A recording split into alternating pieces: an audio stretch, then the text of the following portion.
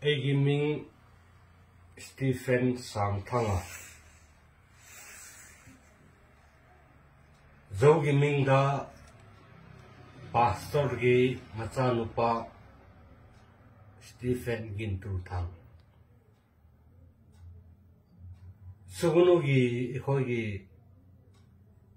Meti Bata Sim Huzik Nungana Leo Hoi Halago Batam Legani Halago Batam Se Hoi Tabwakam Di Nasa Nungana Leo Noi Arambai Tengol Unit Karikara 47 la 45 la tu Tamagam Te Ya Tamagam Te Pastor Nupani Pastor Machani Halago Batam Se Noi Ngairamu Nunganya liu Tumu Kai di Kurungan ba Saktu Uitu Okman ba Noi Sugunu se More ka sugunu se Noi khangani Yego Nama matu Ikoi halam watam se Gai bani Ekoi he halam watam de na thibong cha gani adu tampi ramo yego noi je khau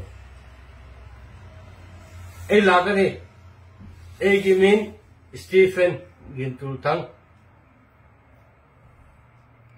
sang tha ko buni angum wa toro lagani labo tamdo Beldo king ngani ba Kurungan ba Oktuman ba Yego Oktuman ba Nangi Nata dupa singkray libagi Lao Gonda lao Ay sulagani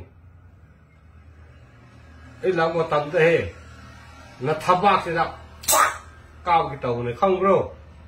Nama mathu Uitu Saktu Biren Mata Singh Ngari Mata Singh Kabdur Loi